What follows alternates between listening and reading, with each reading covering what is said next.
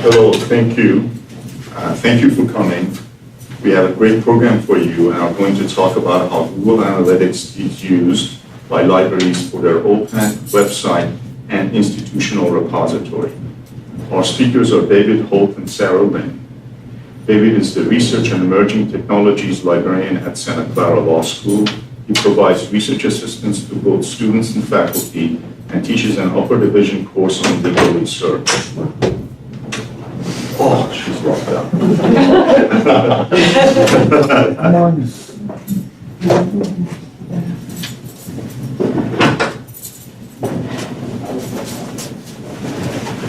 David has been a Google Analytics user for nearly since its inception and has utilized it to evaluate social media metrics and usage of an institutional repository. Sarah Lynn is the Systems Librarian at Reed Smith LLP. A technical services librarian for nearly 10 years, she developed and presented as part of a panel on Google Analytics at the AALL annual meeting in Philadelphia in 2015. She's been using Google Analytics at Reed Smith since early 2014. So before we start, I need to get a poll on how many are law school, law firm, or government librarians. Law school, law firm, and government. And how many have used Google Analytics? Excellent, wonderful showing. All right, no further ado, I'm going to turn this over to David. Great, hello, my name's David. I'm here at Santa Clara. Claudia already did a wonderful introduction for us, but we did a slide for that as well. A little bit about Sarah and I's institution. Santa Clara Law, we have 800 JD and LLM students, which is rapidly declining, as many of us are right now. Presently, we have 45 full-time teaching faculty and 6 librarians. Am I blocking the screen? No, you're No, okay. You're currently across the floor. All right, to give you a sense of where I'm at, so you've got some statistics there about Reed Smith. My job encompasses taking care of our ILS and managing our technical services team for the United States.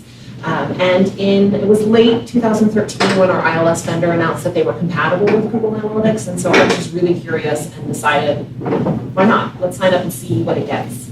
See what it gets us. Okay, so,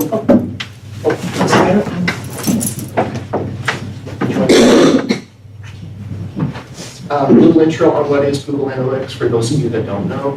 Google Analytics, as the name implies, is a product that was developed by Google, and it is a snippet of JavaScript that is used to track traffic to web pages or other digital assets that are available online. Presently, 66% of all the websites that are indexed are tracked via Google Analytics, so it is overwhelmingly the most popular choice in terms of tracking website usage. Can I sure put that all add a little bit? The only things I would add about what David said is it was designed for businesses, really to understand how effective their websites are, and effective means how much money, right? How many sales are they getting? But because the basic version is free, lots of libraries have joined on the bandwagon with that to see what kind of data they can get from their sites. As Hadi mentioned, I presented on a panel last summer at AALL. Right after that, one of my co-panelists tipped me off to this white paper from the Digital Library Federation, which is just their best practices for getting started with Google Analytics. So both the link to my presentation and this white paper will be on our last slide. And I was going to talk a little bit about the structure of our presentation. We're going to go through each of the best practices and show you with data from our institutions what that looks like. But I think because we have a small enough group, if you have any questions, we'll just take them as we go rather than waiting to the end. Since we're not completely full. But before we get into our institutional data, David's going to talk about how to get started with Google Analytics. Yes, which is not as complicated as it may first appear. If you do not need to know anything about JavaScript to get started on Google with Google Analytics. If you do need some instructional materials, there are lots of materials available online. 2 recommendations that I would make. One is the Analytics Academy, which is free. that's provided by Google. They're a series of videos. With a few other resources on the last slide.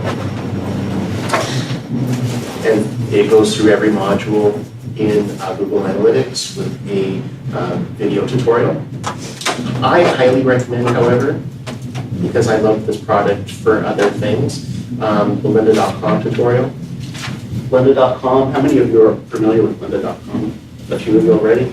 I love lynda.com for a variety of reasons. For one, it's very visual. It's a screencast showing an online product that's been narrated, and the transcript and exercise files are included with the tutorial.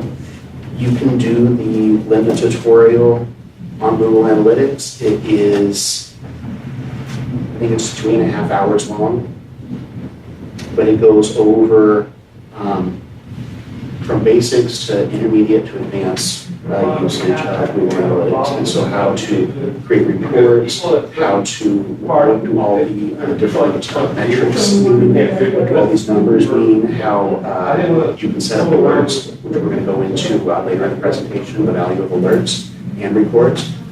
It's only $20 for a month of lynda.com. If you're doing Google Analytics, I think that's a wise investment. It's not cost prohibitive.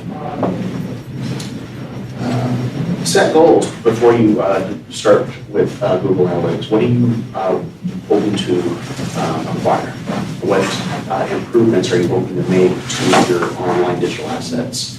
Are you going to track your library website? If you are working at a law school, you might want to look at how you can draw users to your admissions page, for example, or to your library page. How your users are actually interacting and using your library page. These are all, those are all topics and data that you can acquire from Google Analytics. Here at Santa Clara Law, we have a lot of digital assets that I am using Google Analytics for. For one, we have an institutional repository here at Santa Clara Law. It's ePress Digital Commons. All 3 of our student journals are available as open access on our institutional repository, as are all of our faculty scholarly works. If you go to digitalcommons.law.su.edu, you'll see that we are getting close to 2 million downloads on my IR here. And ePress itself provides some reporting tools, but it's not nearly as powerful as what is available from Google Analytics. Now, of course, what are my goals with my institutional repository? Well, ultimately, my goals are to increase the rankings for my 3 student journals, to increase the citation rate for any of my faculty publications, as that improves my overall academic reputation for the institution. And so making materials open access and as widely available as possible is the goal here. So I am not so concerned that it's my own students that are using Digital Commons. I don't care if it is someone on the East Coast or in Europe. However, I do care that it's other academics. I would much rather have other academics be downloading materials than high school students in Indonesia, for example. And Google Analytics is going to give you that information as to how much of the traffic that's passing through your IR is actually being used by other academic institutions. And you can determine that based on the ISPs that are being used. And so if you look to see that it's a university ISP, that's a good indicator that it is another academic or perhaps a student that is using your institutional repository. Other assets that I'm currently monitoring are the law school website. Again, I want to see if I need to make any design improvements to my library website. This is an area where I definitely want my own students to be using this digital asset. And so if someone outside the US is using it, I really don't care about that traffic unless it's one of my students that's on a summer abroad. And so very different goals and data you'll want to acquire from your digital assets based on what those digital assets are. And then lastly, my research guides. We have a LibGuide subscription here. How many of you have LibGuides? A few of you. I'm constantly disappointed with my Book Guide subscription when I look at the traffic, and it is almost entirely not my students. My students make up, if we have a good month, and I look at the report, 2% of the traffic of Web Guides, which is useful information. I mean, it definitely helps me to determine if I'm getting a good return on the investment that I'm making in Web Guides. If our librarians in our research department are spending hours upon hours creating research guides, is that really worth it when they're being used by high school students? David, on the law school website, are you actually able to determine if that's one of your students outside the U.S. on a summer? No, I'm not. Okay, No. thank you. And you I said mean, you care. could, and I'll show you this as we get later on in the presentation, because you can add segments to segments in Google Analytics. And so if I was looking at traffic from Europe, I could look at your browser settings and see how many of those users from continental Europe, not the UK, have their browser settings set to the English language, Okay. which gives me a fairly good indication that it may either be my students or other American students that are studying abroad in continental Europe. I mean, it's not conclusive by any stretch, but it's somewhat helpful. Thank you. For the law school website, you said that you want to see how many students are using that, and because you want to make it better. Now, can you tell that people are having trouble because of how many clicks they do? There's a few ways that you can tell. Let me, that was mentioned on my next slide, so Okay. let me advance to my next slide. So for my law school website, I wanted to determine to see how much traffic is coming from on-campus versus off-campus. Now, the on-campus traffic is very easy to determine because they're using the Santa Clara University ISP. Off-campus traffic, if it's predominantly San Jose, San Francisco, where my students are likely to live, I can assume that many of those people may be affiliated with the university. Search terms are very, very, very helpful and instructive. Search terms generally indicate user failure. And so when you have a search query box on your website, pay special attention to the search queries that are entered in there. And Google Analytics will give you that information. You'll have a small percentage of users who will actually use the search box, but using the search box really does indicate failure. It means that your user wasn't able to locate content on the website that they expected to be there. And so when you look through your search terms and there's a pattern there, that's a very good indicator that you need to make a change and to make that content more visible, to reorganize that content, and improve its visibility. Also, delete content that isn't being used. You'll be surprised when you go through your site that some of your pages just are not being accessed for whatever reason. There's no point in curating and maintaining content that isn't being used. If you would like to archive that offline, certainly do so. But there's no reason to continue maintaining it if it's not being used. I already spoke about the institutional repository and how we can determine how much traffic is coming from EDU domains. One very interesting discovery I made when looking through analytics for my research guides was that students are embarrassed to ask stupid questions. We all know this. And we sometimes overestimate the research skills of our students, even among our first-year students, because we are librarians and we just live and breathe legal research and have for so long that it all comes second nature to us, and that we don't realize how basic some of the questions that are being, that first-year students would like to get answers for. My most popular guide, which I was very surprised to see this, was how to read a legal research, how to read a legal citation, which you would think would be, there couldn't be anything more basic than that.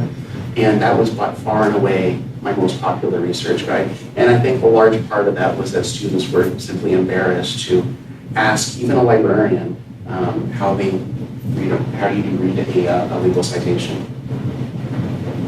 Do you want to add anything more? How about creating a stupid question research guide? It's actually in response to, it was interesting how we did respond to that. I created a How Do I research guide series, which we had never thought of prior to looking at our statistics from Google Analytics. And we noticed that it was our very basic guides that were being accessed most frequently. And the ones that we had spent a week on, these very in-depth, subject-specific guides, no one was really using. And again, it's a way to determine whether you're getting a return on investment in the time that you're spending here. So we created a whole series of research guides. How do I find a book? How do I find a case? How do I find a statute? What is a statute? What is the code? And of course, those became very popular after we published them. I will add, you're finished with your goals. So I didn't have any goals when I started out because I was just really curious. So I would say if you haven't started with Google Analytics, think of some goals first. Definitely listen to David's advice. But at the law firm that I'm at, I only track our OPAC page. So in that sense, looking at the search terms do not indicate failure. In that, so it does depend on what you're tracking. But it's a little bit better. But I'm only tracking our OPAC and not.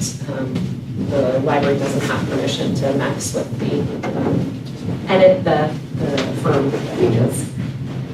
Oh, and I should point out, if you are using this for the OPAC, your OPAC, that may impact your acquisitions. If you see that your patrons are entering in a search query and there's not results that are being produced by your online catalog, well, perhaps that's something that you should acquire. Okay, so initial setup. You do need to have a Google account. It does not need to be a Google Apps account, although I'm sure many of you are already using Google Apps accounts, especially if you're working in a government or a nonprofit library, as it is basically free. You want to have access to the website you want to track.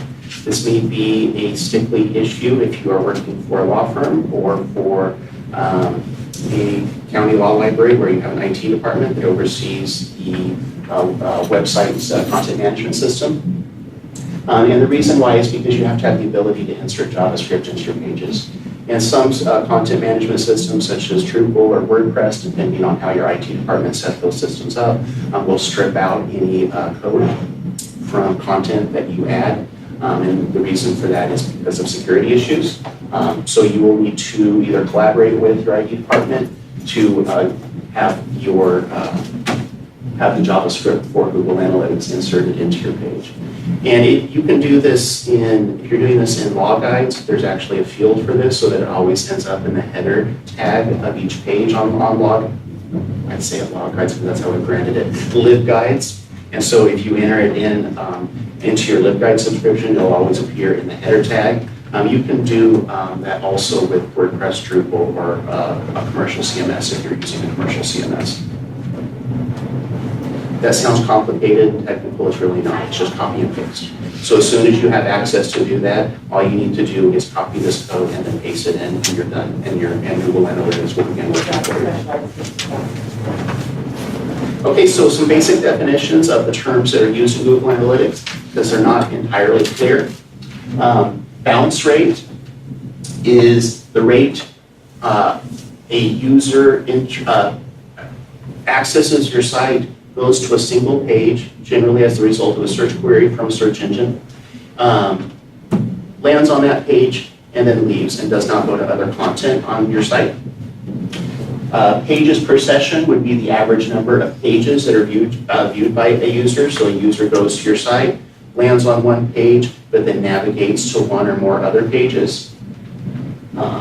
Audience is demographic and technical data about users, and this is a little scary as to what demographic data Google is actually getting on us already that you may not be aware of. Google has a program called AdWords that creates a demographic profile for users, and so Google makes a guess as to your gender, your age, your educational level, your income level, based on your search history, the websites that you visit, and that is how they use, that's how they target ads that they think would be, that you would like to see. That demographic data is also accessible in Google Analytics, and so you can make approximate guesses as to the age groups that are using your data, your website, the gender balance that's using your website. It's actually fascinating looking at some of these. I was looking at WWL just recently, and it was, I think, 77% of the users of the WWL website, according to Google, they assumed are women, which I guess shouldn't be that surprising. Acquisitions, how users access or discover your site. Now, there's multiple ways that users are discovering your site. They can enter in the URL directly, and that would be a direct acquisition. They can also be doing what Google calls an organic search, meaning that they entered in a search query in a search engine such as Google or Bing, and they clicked on the link that was produced to your site. And then behavior, how users engage with the site. I'll add for the demographics that at the firm, you have to turn on that tracking, and we did not feel comfortable turning that on for our users. So we do not use the advanced demographic information that would say who the person is. I was just wondering, with the behavior, does it track how long the user is on the page? It does, Okay. yes. And we'll go into that in just a second. About the firm, is Europack on an intranet or is it, okay. Well, So, actually, no, it's linked from our internet. okay. It, Would it be possible for outsiders to access Europack? Or would you be confident that everybody is using Europack? you have to log in. Okay. I can talk a little bit about it in a few slides, but. Okay, let's, I don't want to do an entire PowerPoint presentation because I hate that. And so let's jump into Google Analytics at this point.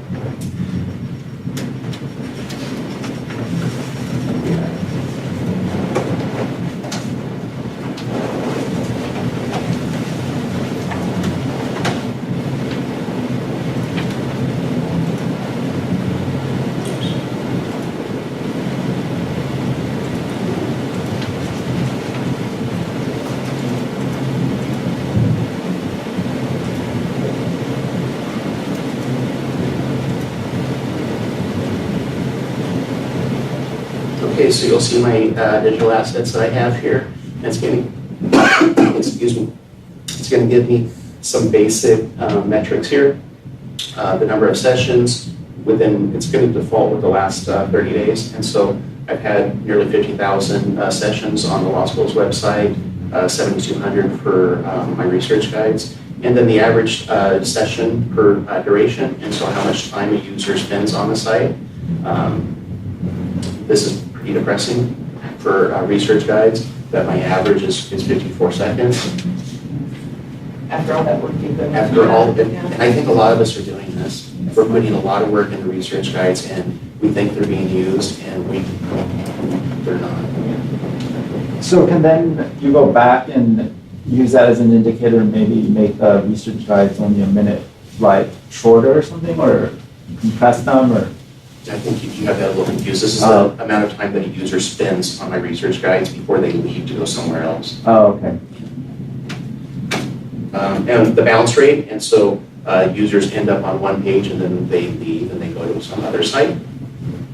And then my goal conversion rate, I don't deal with. We do have a social media team that has tried to set up goals in Google Analytics. I'm not going to go over that because I don't use it, but we have used that for targeted Facebook and Google advertising. Okay, so if we go into, let's go into the law school's website here, and you'll see the basic categories. So we have audience, and it gives us an overview here. And I can add segments to this to compare one metric with another. So if I wanted to look at mobile traffic and how much traffic is getting referred from like social networks, if there's a post on Facebook or Twitter that links to my site, how much traffic that is producing, and then apply that. And so I combine those metrics together. These are the metrics that I'm interested in, and then I can export that as a PDF or as an Excel spreadsheet, however I want to do that. And you can see here that And within the last 30 days, 28% of my traffic to the law school's website was on mobile devices.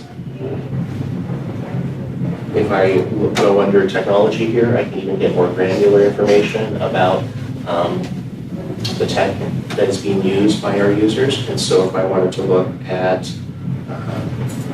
to see different browsers, how many of our users are using Chrome or Safari, Internet Explorer, for example, their operating system. If I want to compare Android versus iOS to see how many of our users are using iPhones compared with Android smartphones.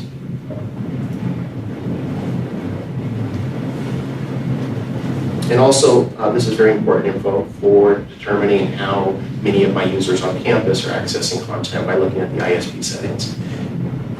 Let me get rid of some of these settings here. So this is a little clearer to look at.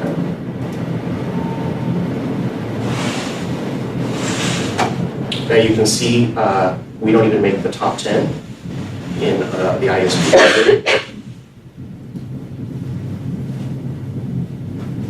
Let me make the top 20. We are on the list though, but that would be how you would determine how many of your users presently logged in on campus into your campus's ISP are using content on your website. Let's look under demographics here. Again, we do have, unlike Sarah's firm, we do have our demographics data turned on, so we are acquiring that about our users so that we can target advertisements to them. It even gives us interest categories based on products that they may have looked at online, their gender, their age. Again, this is not entirely accurate. This is all guess at work by Google. When you say advertisements, are you talking about school advertisements? Like, you know, buy a T-shirt or this No, event's more like- coming up? Apply it Santa Clara. Oh, that's it. But is there, okay, so it's not necessarily then that students are going into the campus internet and looking at this stuff. It's This is everyone. outside. This is everyone. And, okay, so outside people apply to. And this would be, of course, obviously, it'd be very important for your admissions department that you would want to target your advertisements towards those that are of law school age or typical law school age. And so generally, you know, the 50 and over crowd, they tend not to think of law school as a, you know, if you do, of course, but, you know, the bulk of our students are in their early 20s, and so that's the demographic that we want to target.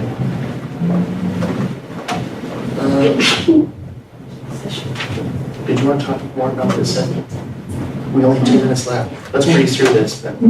Okay, so acquisition. Let's look through acquisition, and we have, again, this is where you would find how much is by organic search. So if users that have done a Bing or Google search query, how much is direct, so that they entered in the URL directly. How much of it was paid search, that we paid for an advertisement on Google and the user actually clicked on it. Social networks, if we click on the social referrals here, it's going to give us how many of our referrals came from the various social networks. And so in the last 30 days, we've had 1,200 pages accessed from links that were posted to Facebook and so on. Click on behavior here, and this is going to show us how users will navigate through the site. So it will show us if the user lands on our library page, where they go from there, which is going to be very helpful in determining how we structure our content. And this is the data that I absolutely love. There's not a lot of it, but I think what we get of it is very valuable, and that's the search terms. And that indicates, to me, it indicates failure on my part, that I didn't, especially if they're doing search terms within the library's website, that I didn't make content visible enough for someone, and they were forced to use the search box. We shouldn't force our users to use the search box. We should have organized content on our pages logically enough to be visible to them, so that they can find the content without having to resort to searching for it. Can you share this information with other people in the university to help them on their websites and to navigate? I'm not the only one using this. There's a number of people in the law school that are using Google Analytics, and for different purposes. I'm using it to look at, for my IR traffic, which I'm very interested in looking at. I'm on the verge of recommending that we suspend or cancel our LiveGuide subscriptions, because from looking at our analytics over the last year, I just don't see how it's worth it anymore with the effort that we're putting into it. But we have a marketing and external relations team that is extensively using Google Analytics. In fact, if we go to our goals here, they have a number of goals, almost exclusively admissions related, as you would expect. And so they're using the goals function here to determine how effective the paid advertisements have been for them.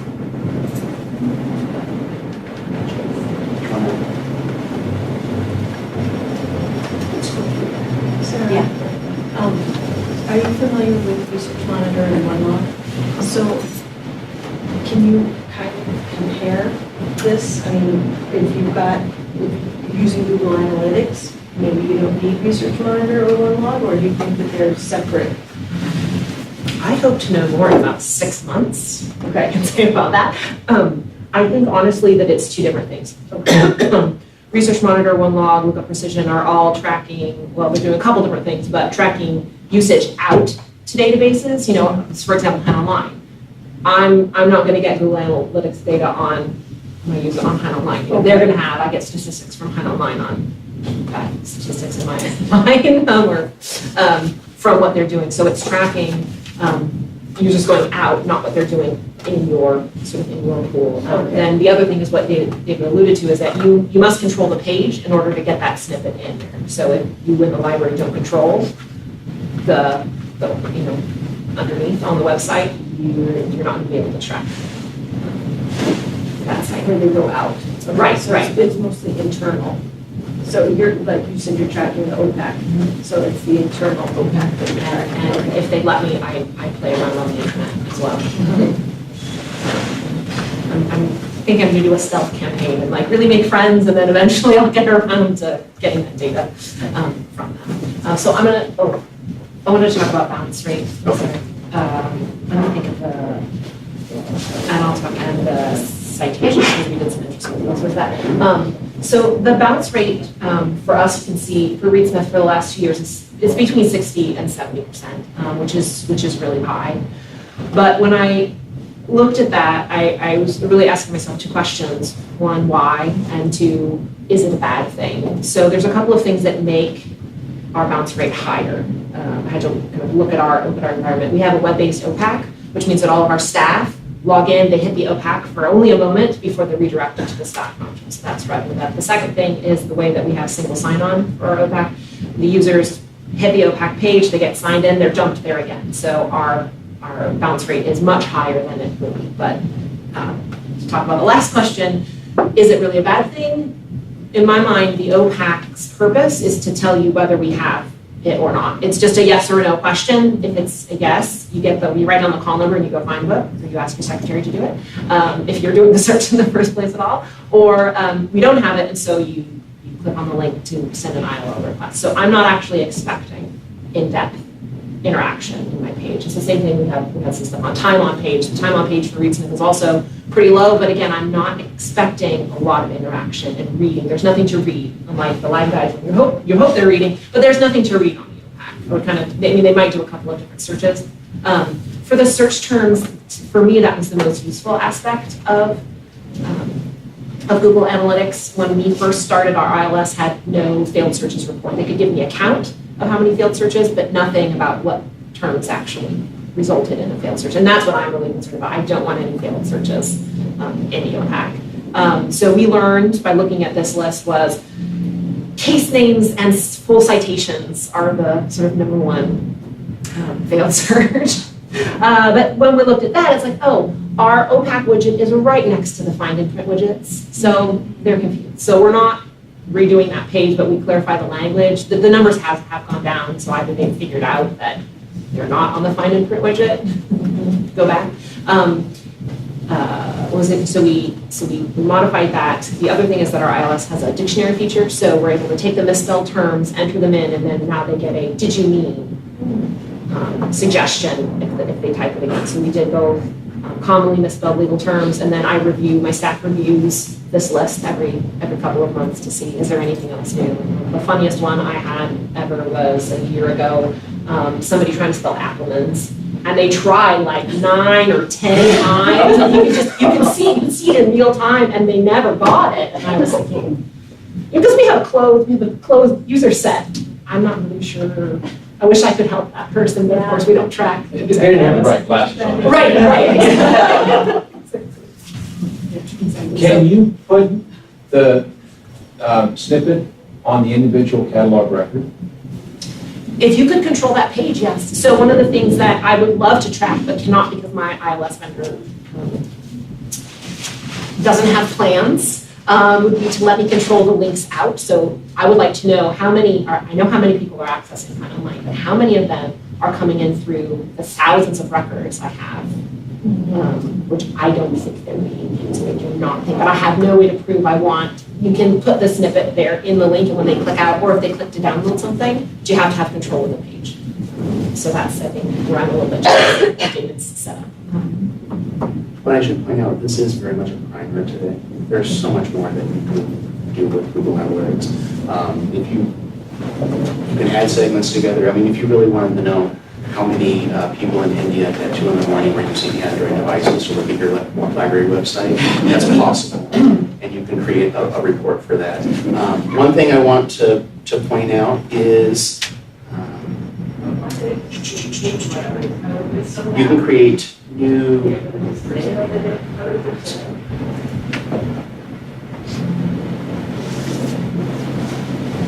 Of course, I'm not finding it now.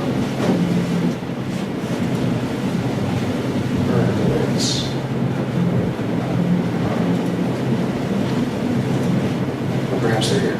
Okay, you can create alerts. So if you have, and this is very important for, let's say I have something on my IR that is a faculty publication, and it's had normal, fairly typical rate of downloads every day, and then all of a sudden, 5,000 people download it. Why is that?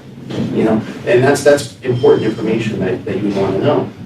It may be that, and I've had this happen a number of times, the Wall Street Journal or the New York Times links to my IR, or Above the Law, unfortunately, links to my IR, or some other very popular media source will link to either my website, very rarely a LibGuide, or most prominently to my IR. I don't want to know that 30 days after the fact.